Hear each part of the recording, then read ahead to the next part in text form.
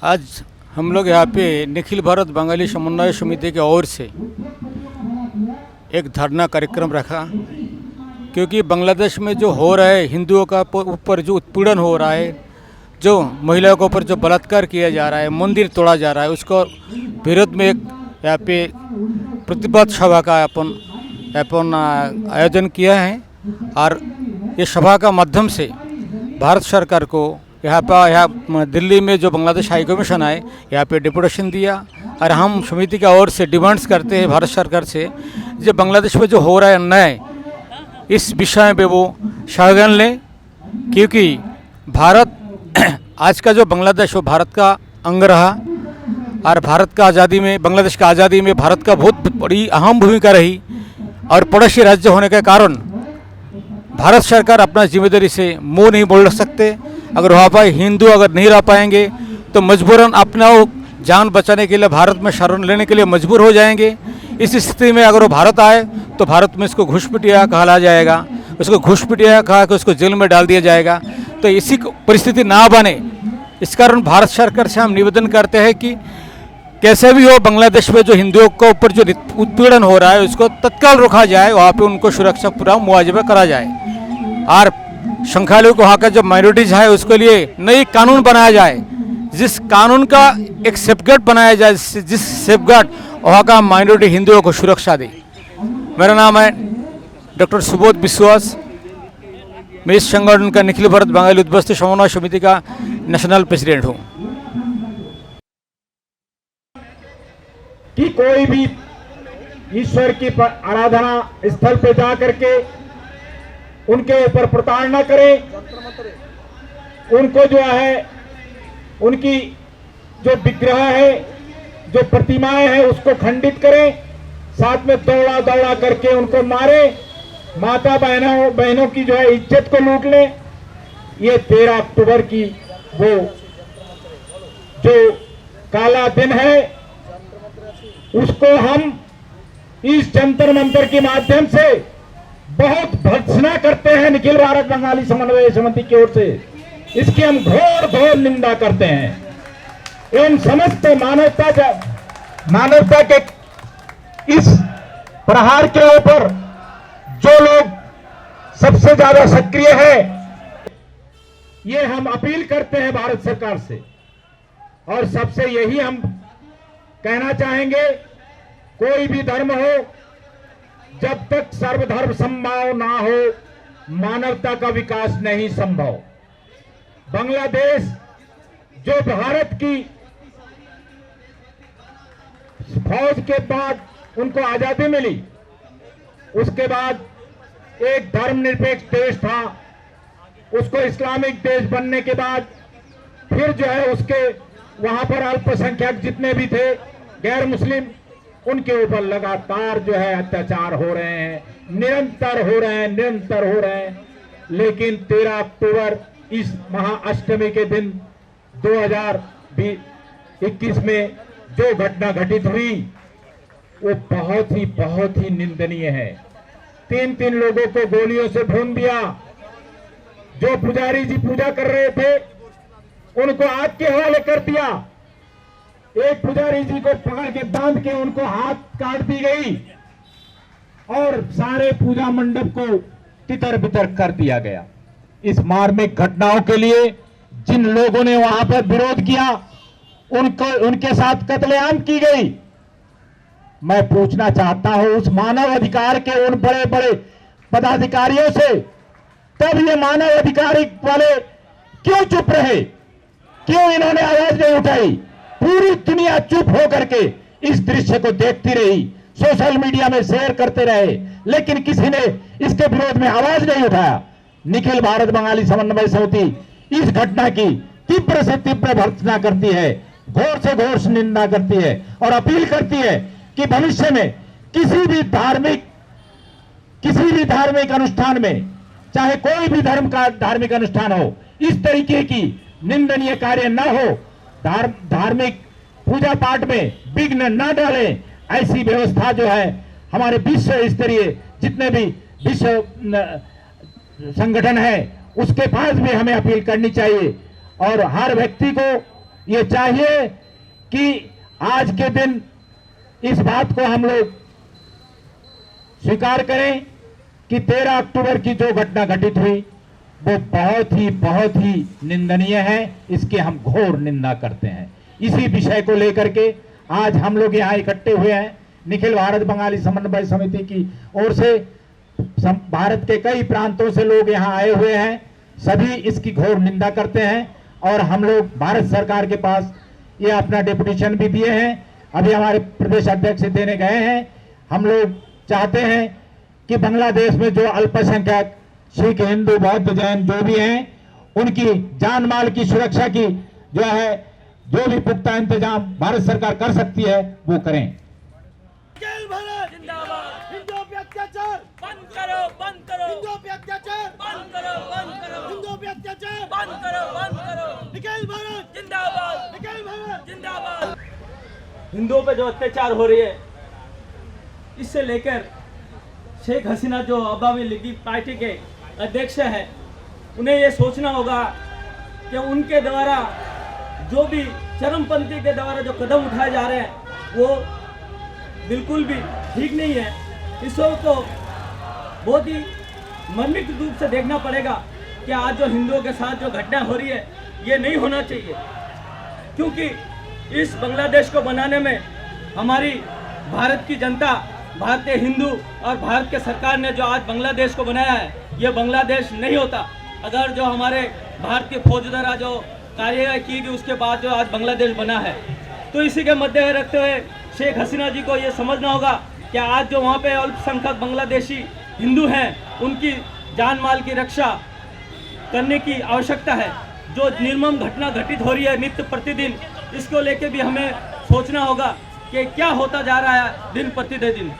आज जो हमें हमारे भारतीय सरकार श्रीमान नरेंद्र मोदी जी से भी ये आश्वासन चाहिए कि क्या हुआ, उनकी जो गर्जना थी उस गर्जना का क्या हुआ, उस गर्जना को दिखाएं।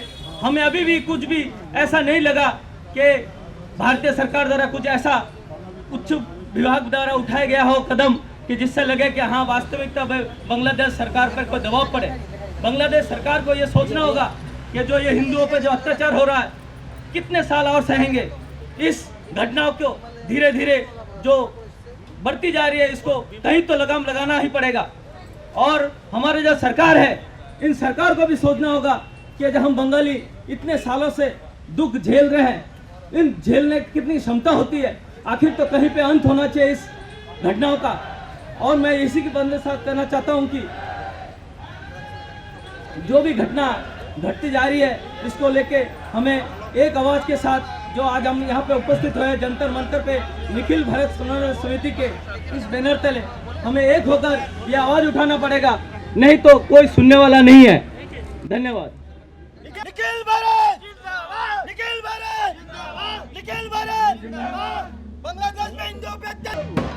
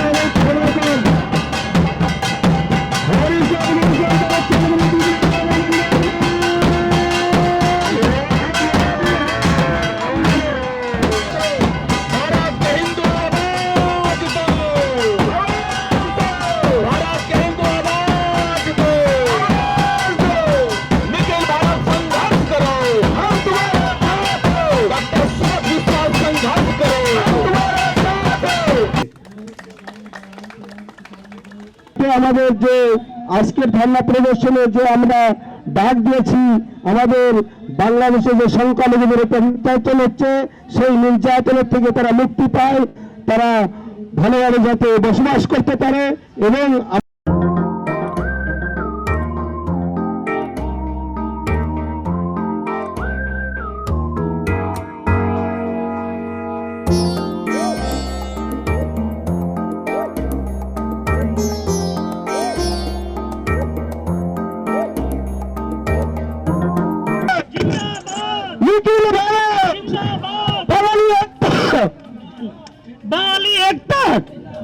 বাঙালি একটা, নিখিল ভারত, নিখিল ভারত, নিখিল ভারত, বাঙালি একটা।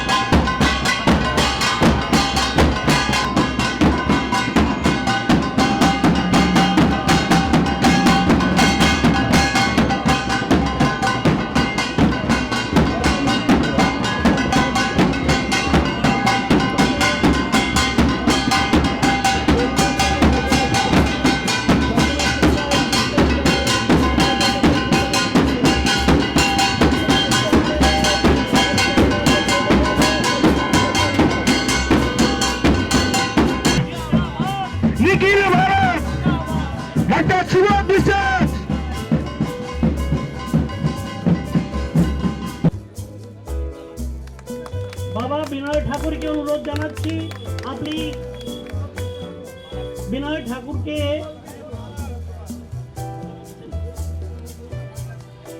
বাবা বিমল কৃষ্ণ ঠাকুরকে অনুরোধ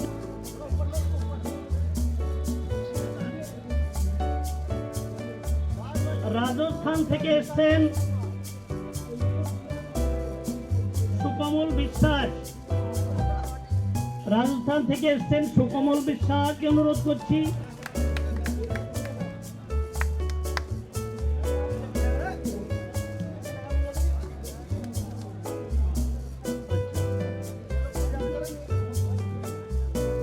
সঞ্জীব বিশ্বাস, সেন্ট্রাল কমিটির সঞ্জীব বিশ্বাস, আপনি আসুন, মঞ্চে আসন গ্রহণ করুন।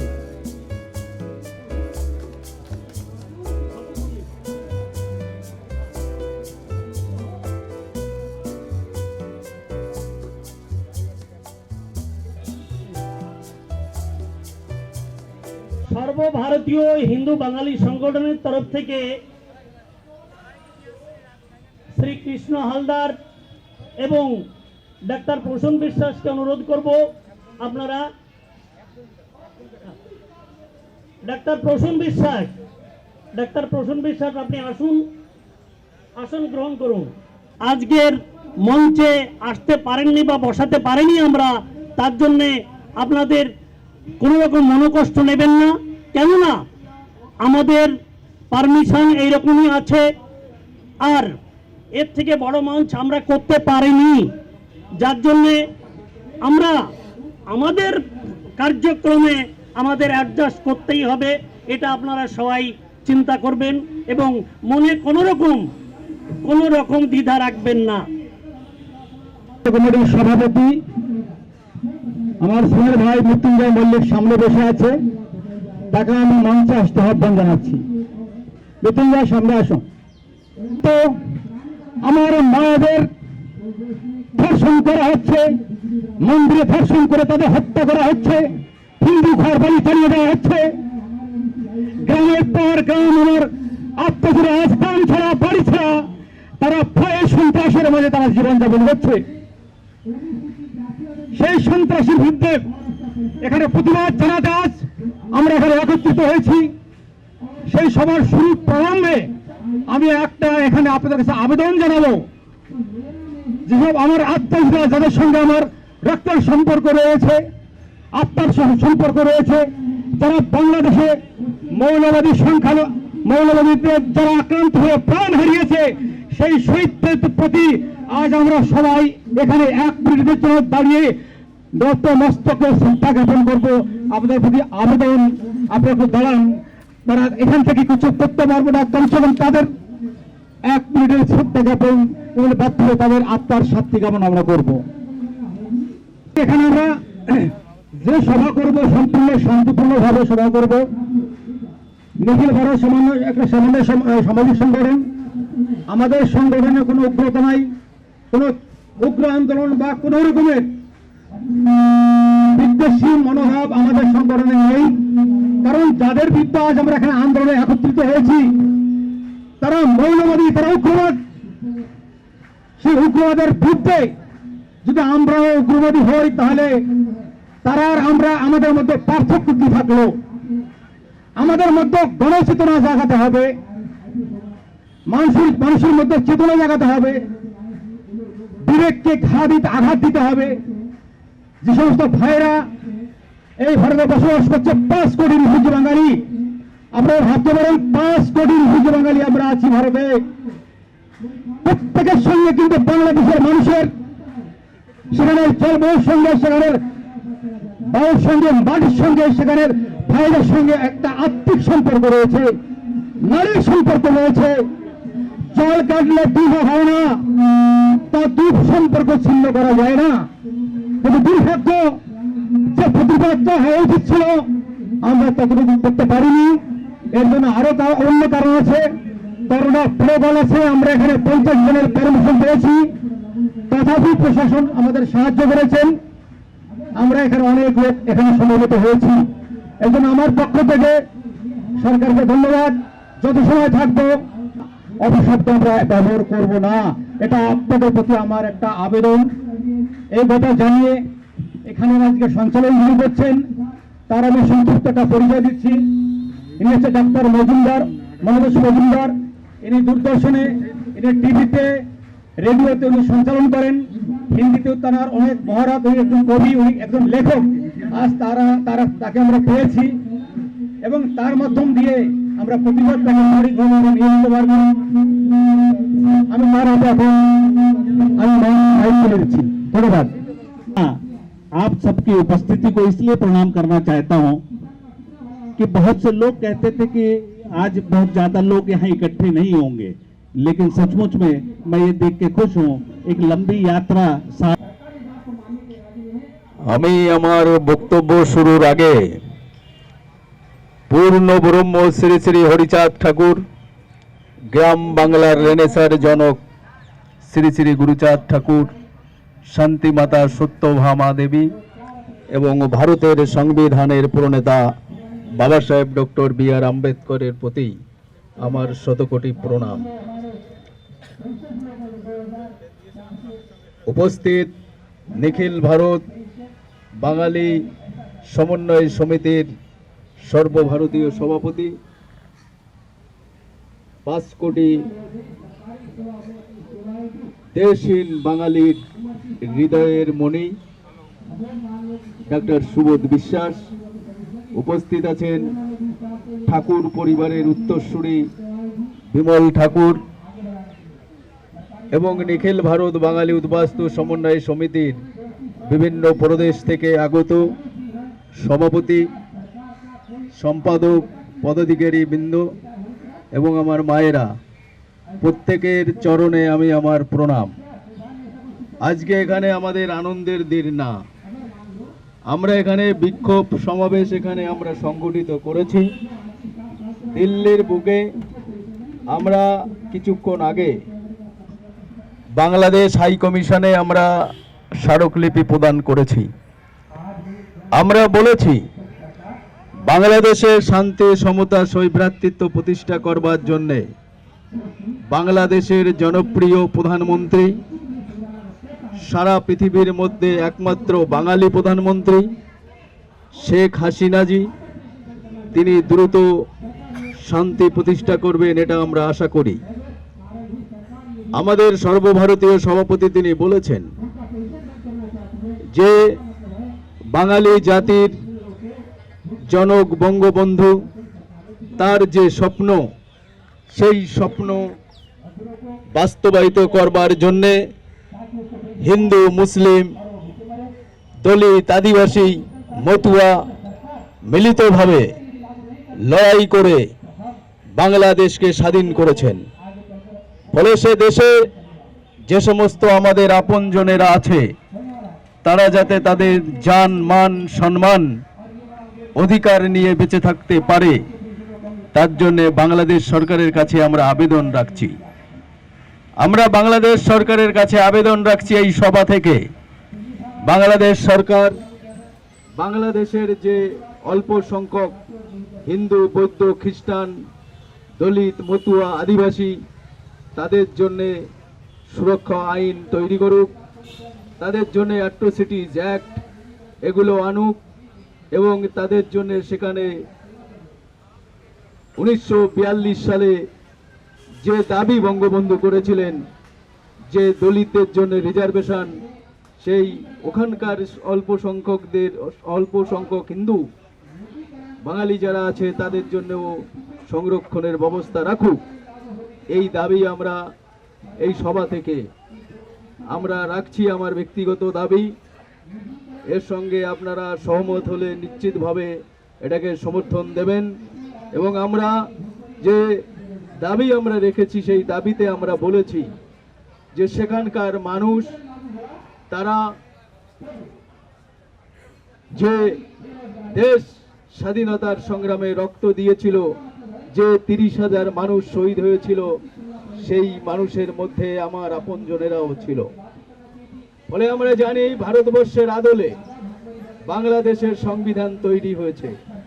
আমার দেশের নাম, আমার এখানে সবাই বলে যে হিন্দুস্তান, কিন্তু আমার দেশের সাংবিধানিক নাম দি রিপাবলিক অফ ইন্ডিয়া। যাদের কাছে ইন্টারন্যাশনাল পাসপোর্ট আছে আপনারা দেখে নেবেন, সেখানে লেখা দি রিপাবলিক অফ ইন্ডিয়া, গণপ্রজাতন্ত্র ভারত। ঠিক তেমনি বাংলাদেশের নাম দি রিপাবলিক অফ বাংলাদেশ, গণপ্রজাতন্ত্র বাংলাদেশ। বলে আমরা চাই যে ভারতবর্ষে শান্তি, সমতা, সৌভ্রাতৃত্ব, যেভাবে আমরা বিভিন্ন ভাষা ভাষীর মানুষ, বিভিন্ন ধর্মের বর্ণের মানুষ আমরা এখানে আছি, মিলেমিশে আছি, তেমনি বাংলাদেশেও যেন বিভিন্ন ধর্মের বর্ণের মানুষ তারা মিলেমিশে থাকতে পারে, সেই আবেদন আমরা রেখেছি। আমাদের কথা অত্যন্ত মনোযোগের সঙ্গে দিল্লি হাই কমিশনের যিনি পদাধিকারী ছিলেন, দুজন পদাধিকারী তাঁরা আমাদের স্মারকলিপি গ্রহণ করেছেন। তাঁরা আমাদেরকে আশ্বস্ত করেছেন যে আমাদের যে দাবি, সেই দাবি তারা আজই বাংলাদেশের প্রধানমন্ত্রী শেখ হাসিনার কাছে পাঠিয়ে দেবেন। ফলে আমরা এখানে নিখিল ভারত বাঙালি সমন্বয় সমিতির উদ্যোগে আমরা এখানে সমবেত হয়েছি।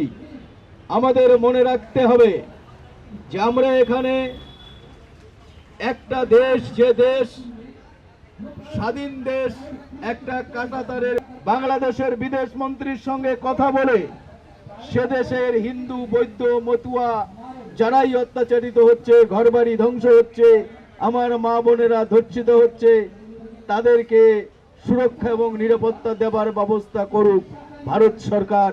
এই দাবি আমরা আজকের এই সভা থেকে করছি।